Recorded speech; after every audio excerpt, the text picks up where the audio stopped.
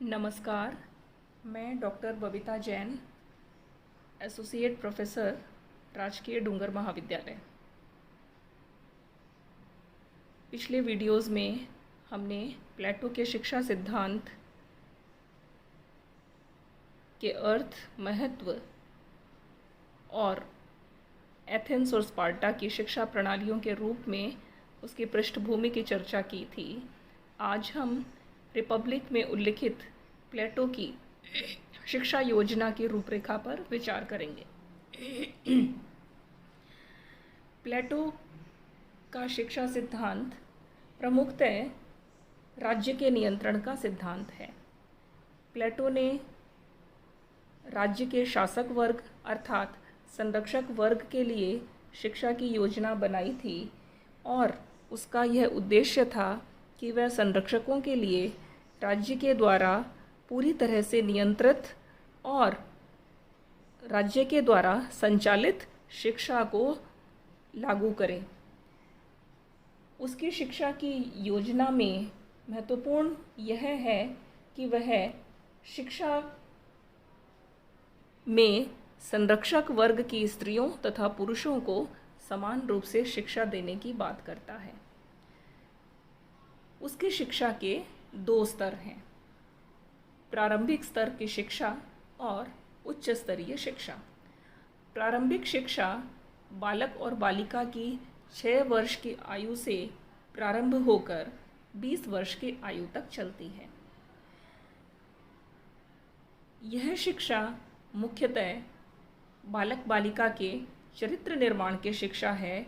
इसी समय बालक के कोमल मस्तिष्क में नैतिकता, धार्मिक और अन्य कलात्मक उदाहरणों के द्वारा उसके चरित्र को मजबूती प्रदान की जाती है। यही वो समय है जब बालक के शारीरिक और मानसिक विकास का समय होता है और इसी समय बालक में शौर्य के गुणों का विकास भी किया जा सकता है। क्योंकि प्लेटो की शिक्षा योजना संरक्षक वर्ग के लिए है, संरक्षक वर्ग में सैनिक वर्ग और दार्शनिक राजाओं का वर्ग, ये दोनों वर्ग सम्मिलित हैं। प्रारंभिक शिक्षा का मूल उद्देश्य देश में वीर शौर्यवान सैनिकों का निर्माण करना है, साथ ही साथ एक आदर्श नागरिक का निर्माण करना भी है। यदि इस समय के पाठ्यक्रम की बात की जाए तो रिपब्लिक में यह स्पष्ट उल्लेख है कि शरीर के लिए व्यायाम तथा आत्मा के लिए संगीत की शिक्षा। शिक्षा के बारे में प्लेटो यह भी कहता है कि यह मानसिक व्याधि का मानसिक उपचार है। इसलिए वह मन और शरीर दोनों के व्यायाम की बात करता है। व्यायाम शब्द से प्लेटो ने व्यापक अर्थ लिया है और इसका तात्पर्य शरीर की सामान्य देखरेख से है। व्यायाम शब्द में आहार शास्त्र, चिकित्सा शास्त्र तथा शारीरिक प्रशिक्षण ये सभी सम्मिलित हैं। व्यायाम का अर्थ है शरीर को इस प्रकार स्वस्थ और मजबूत बनाया जाए कि उसमें एक स्वस्थ मस्तिष्क तथा स्वस्थ आत्मा का निवास हो सके। दूसरा पाठ्यक्रम का महत्वपूर्ण अंग है संगीत। संगीत से अर्थ भी व्यापक रूप में लिया गया है और संगीत में समस्त कलाओं का समावेश है। प्लेटो ने ये कहा है कि संगीत मन के सामान्य प्रशिक्षण का मार्ग है। इस प्रकार 6 वर्ष से 18 वर्ष की आयु तक प्लेटो संरक्षक वर्ग के बच्चों के शारीरिक और मानसिक विकास की संपूर्ण व्यवस्था करता है। इस समय प्लेटो यह भी अपेक्षा करता है, क्योंकि बालकों का मन और मस्तिष्क बहुत कोमल होता है और किसी भी अवांछनीय सामग्री का उन पर प्रभाव पड़ सकता है, इसलिए वह ऐसी स्पष्ट व्यवस्था करता है कि राज्य के नियंत्रित परिस्थितियों में ही बालकों और बालिकाओं को शिक्षा दी जाए। किसी भी अवांछनीय सामग्री को उनके सामने नहीं लाया जाए और अवांछनीय कलाओं पर पूर्ण रूप से प्रतिबंध लगा दिया जाए, ताकि वे किसी भी ऐसी सामग्री के संपर्क में न आ सकें जो उनकी आत्मा को मलिन करती हो। यह शिक्षण समाप्त होने के बाद 18 वर्ष से 20 वर्ष की आयु तक 2 वर्ष का कठोर सैनिक प्रशिक्षण प्लेटो की शिक्षा योजना के प्रारंभिक स्तर पर है। यह सैनिक प्रशिक्षण राज्य के द्वारा ही प्रदान किया जाता है। इसमें संरक्षक वर्ग के सभी युवकों को और युवतियों को सैनिक प्रशिक्षण प्रदान किया जाता है। 20 वर्ष की आयु पर इन सभी का एक सामान्य कसौटी या परीक्षा आयोजित की जाती है। इस परीक्षा में उत्तीर्ण होने वाले अभ्यर्थियों को उच्च शिक्षा के लिए चयनित किया जाता है तथा इस परीक्षा में जो अभ्यर्थी आगे के लिए उत्तीर्ण नहीं हो पाते हैं वे हमेशा के लिए सैनिक वर्ग में ही रह जाते हैं और वे अपने सैनिक के दायित्वों का पालन 20 वर्ष की अवस्था से करने लग जाते हैं। आगे की जो उच्च शिक्षा है वह केवल भावी दार्शनिक राजाओं के लिए है, अर्थात राजकुमारों के लिए है। इस उच्च शिक्षा के भी 3 स्तर हैं। पहला चरण है 20 वर्ष से 30 वर्ष तक, अर्थात 10 वर्ष तक का शिक्षण। दूसरा स्तर है 30 वर्ष से 35 वर्ष तक का शिक्षण और तीसरा स्तर है 35 वर्ष से 50 वर्ष तक 15 वर्ष का प्रशिक्षण। सेबाइन ने यह कहा है कि प्लेटो की शिक्षा योजना में यह उच्च शिक्षा रिपब्लिक का पूरी तरह से मौलिक प्रस्ताव है। प्रारंभिक शिक्षा में जहाँ एथेंस और स्पार्टा की शिक्षा प्रणालियों का संगम नज़र आता है, वहीं उच्च शिक्षा प्लेटो के आदर्श राज्य को क्रियान्वित करने का एक प्रस्ताव है और यह प्रस्ताव राज्य के दार्शनिक राजाओं के निर्माण के लिए है। इस उच्च शिक्षा के पाठ्यक्रम पर दृष्टिपात करें तो 20 वर्ष से 30 वर्ष तक के 10 वर्षों में 20 वर्ष से 30 वर्ष की आयु तक के 10 वर्षों में विद्यार्थी को विज्ञान और तर्क की शिक्षा प्रदान की जाएगी और विज्ञान के प्रमुख विषय हैं गणित, ज्योतिष, खगोल विद्या तथा संगीत का शास्त्रीय ज्ञान। इसके पीछे तर्क यह है कि आत्मा के जिन सत्यों को प्राथमिक शिक्षण में कलाओं के द्वारा साक्षात्कार किया गया था, काव्य के द्वारा जिनका साक्षात्कार किया गया था, अब उन्हीं सत्यों को तर्क के माध्यम से समझना है। इस स्तर पर विज्ञान के ठोस उदाहरणों के द्वारा विद्यार्थी को सत्य से परिचय करवाया जाता है। दूसरा स्तर है 30 वर्ष से 35 वर्ष की आयु तक, अर्थात 5 वर्ष का स्तर, जिसमें मूलतः द्वंद्वात्मकता एवं दर्शन का अध्ययन करवाया जाएगा।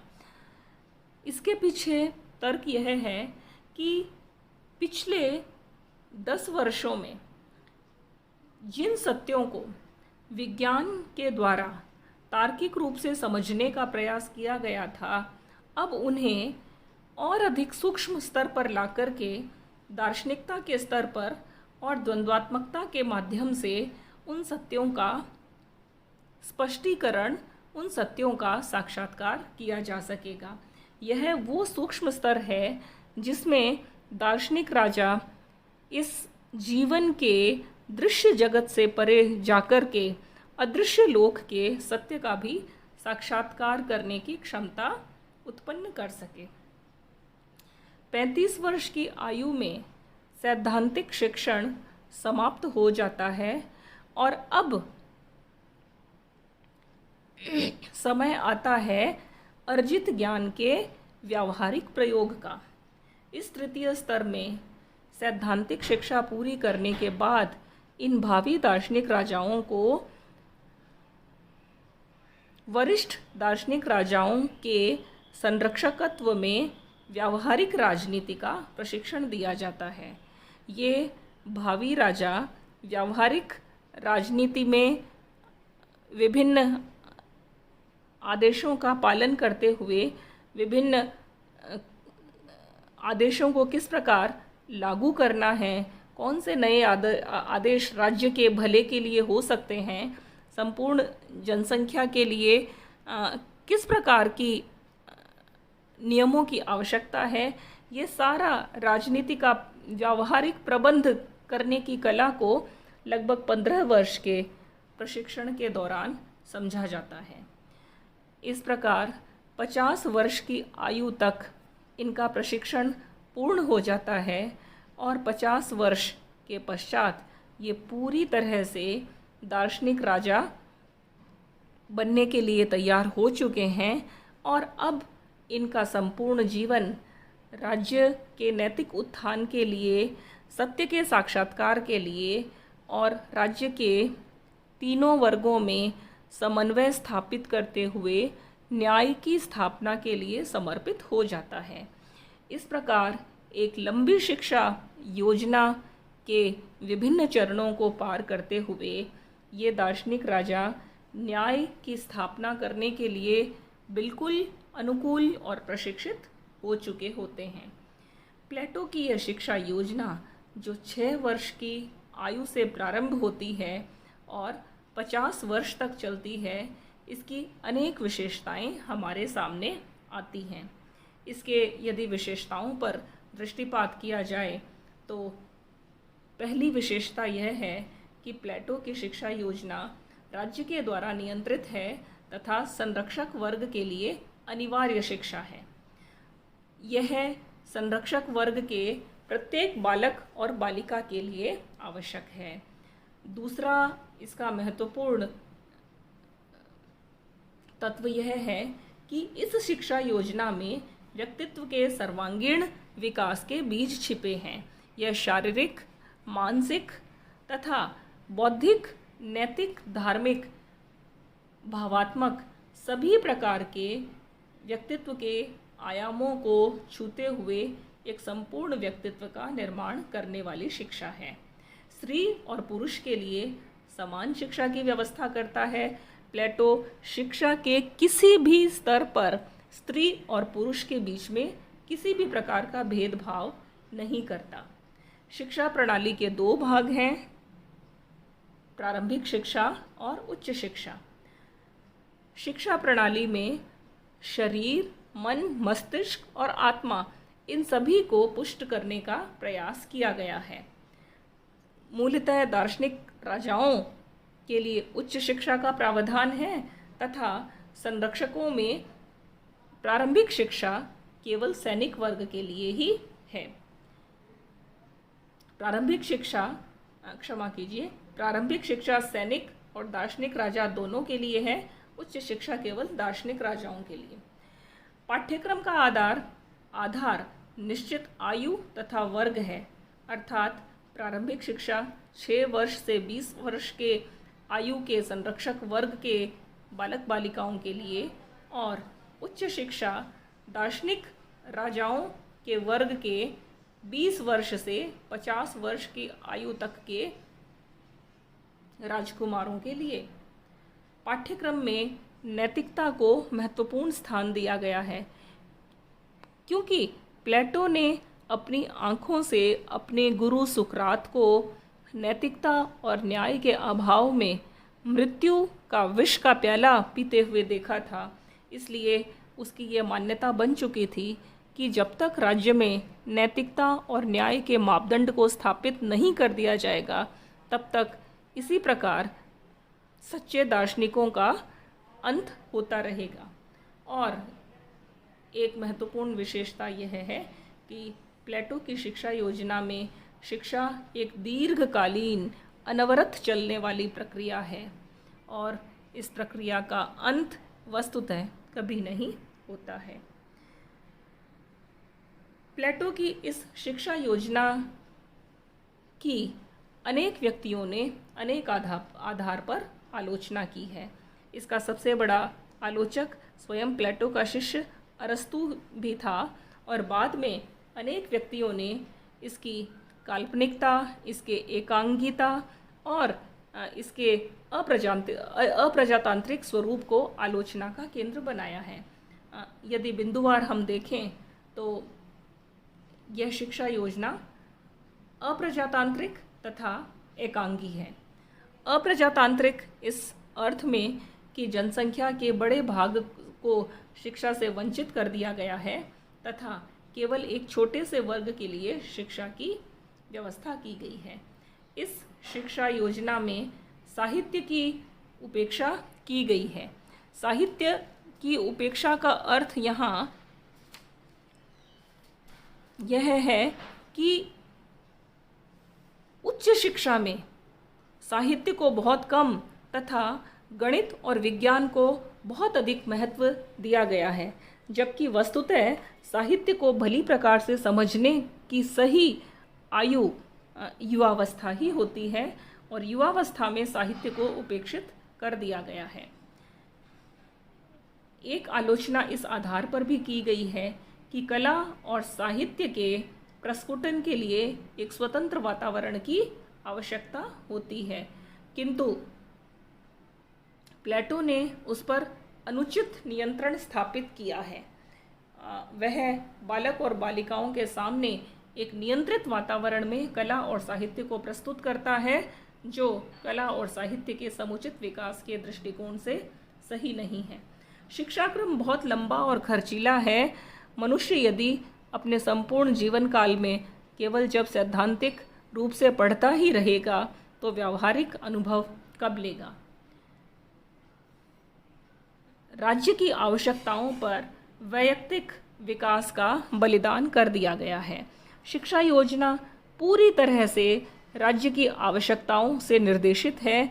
इसमें व्यक्तिगत रुचि और व्यक्तिगत स्वतंत्रता इसमें पाठ्यक्रम के चयन में कहीं भी नहीं रखी गई है।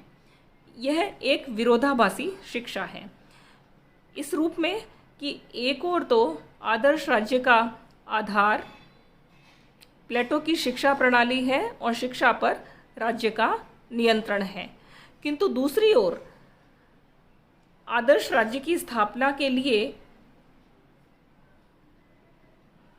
शिक्षा को आवश्यक शर्त भी माना गया है।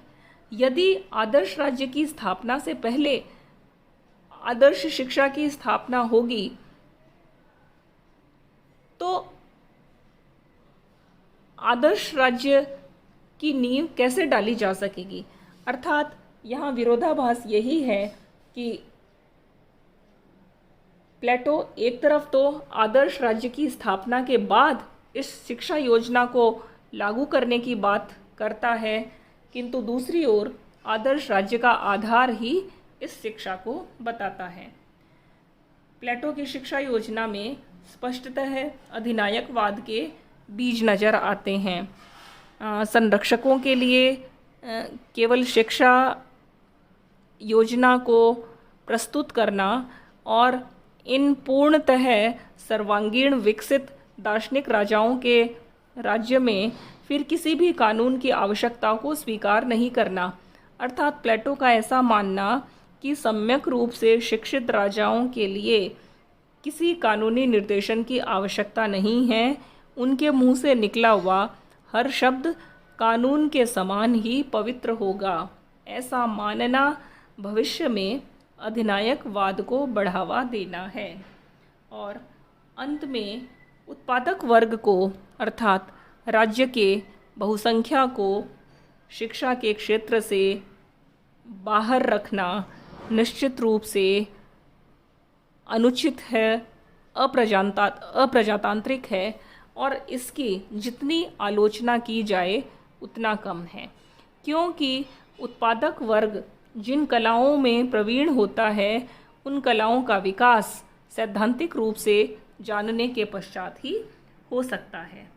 किंतु इतनी आलोचना के उपरांत भी प्लेटो के शिक्षा सिद्धांत का एक सार्वकालिक महत्व है। इसका महत्व देश, काल और स्थान से परे है, क्योंकि इसमें शिक्षा एक सर्वांगीण और सार्वकालिक सभी आयामों को छूने वाली शिक्षा है।